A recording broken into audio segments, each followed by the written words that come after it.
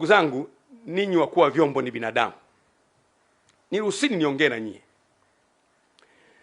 Si nyie mnayoendesha ya mambo ya utekaji, si nyie. Wala sio vyombo vyenu. Si nyie wala sio vyombo vyenu vinavyoendesha mambo ya utekaji.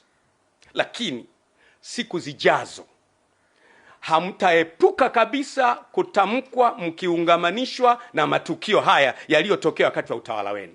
Kwa mfano, watu watasema mwaka ule kipindi kile ambacho DJIS alikuwa fulani, miaka ile ambacho CDF alikuwa fulani, miaka ile ambacho mkuu wa jeshi wa polisi alikuwa fulani, miaka ile ambayo mkuu wa jeshi la magereza alikuwa fulani, miaka ile ambayo mkuu wa uhamiaji alikuwa fulani na mkuu wa jeshi alikuwa fulani, ndiyo miaka ile ambayo watu walitekwa sana.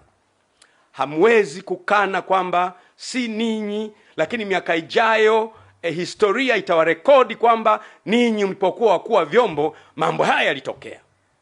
Mimi naongea na nyie moja kwa moja kama mtumishi wa Mungu. Na ukiniona naongea hivi kwenye nyakati ambazo ni za hatari kama hivi, nyakati ambazo balozi anatoweka, hakuna neno lolote kutoka serikalini kwamba mstaafu wao ametoweka, hakuna.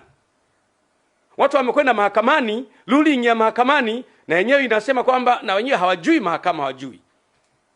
Kwa hiyo huwezi kumpata popote.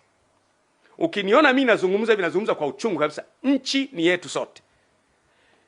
You cannot avoid in the future that when they talk about these abductions, that your names might be connected, not in a sense that you are doers of those matters, lakini majina yenu yatatajwa, yataungamanishwa na hayo.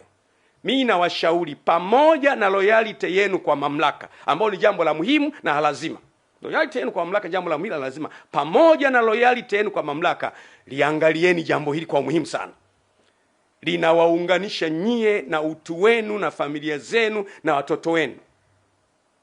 Si kwa sababu mmefanya, ni kwa sababu nyie ndio mlikuwa wenye mamlaka ya kulizuia hili jambo. Si kweli eti vyombo havijui Mdude na Soka wako wapi.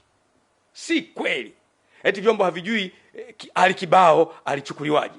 Si kweli vyombo havijui Polepole kaondokaje. Si kweli. Vitakuwa vinajua. Vitakuwa vinajua. Na hakika kabisa vitakuwa vinajua. Lakini vifanyeje?